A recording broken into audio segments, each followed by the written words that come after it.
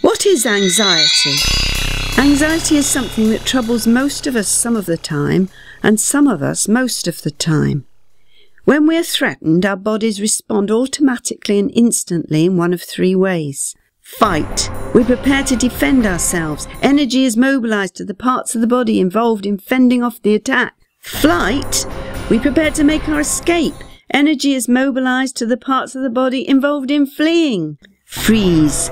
In extreme situations, we may find that we cannot move. We become paralyzed with fear, as if we were playing dead until the danger has passed.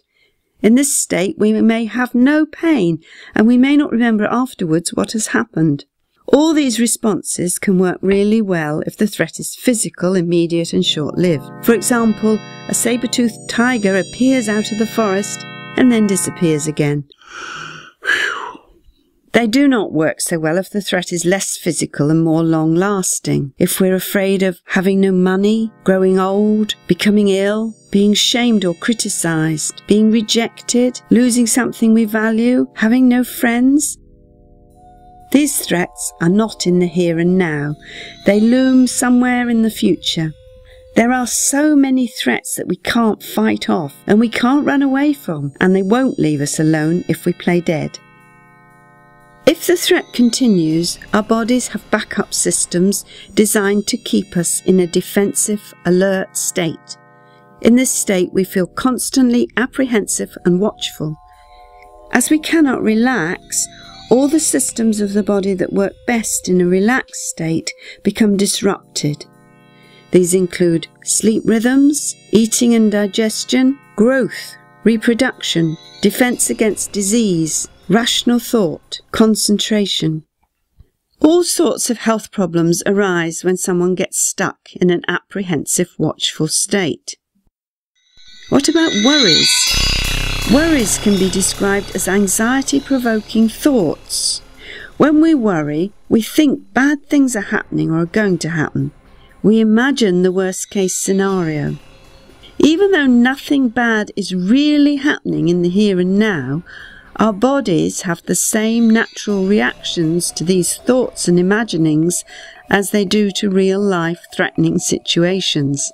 So the same health problems arise from constantly worrying about what might happen as arise from being in real danger over a long period.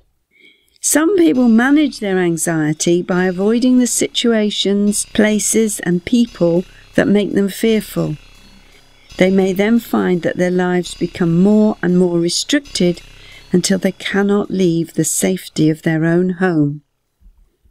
Some people who feel anxious now have had frightening things happen to them in the past.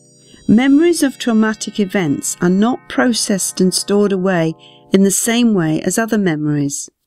The feelings they give rise to keep being re-stimulated by all kinds of triggers and reminders, or for no reason at all.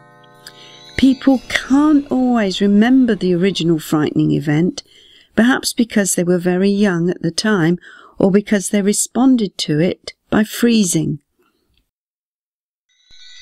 What can therapy do to help you reduce your anxiety? The answer is different for each person. For some, it's enough to learn to relax or to focus on positive rather than negative thoughts and images. For others, it may involve building up your sense of your own strengths and resources. For people who have experienced trauma, you may need to reprocess your memories. Then the fears lose their power and you can relax and enjoy life.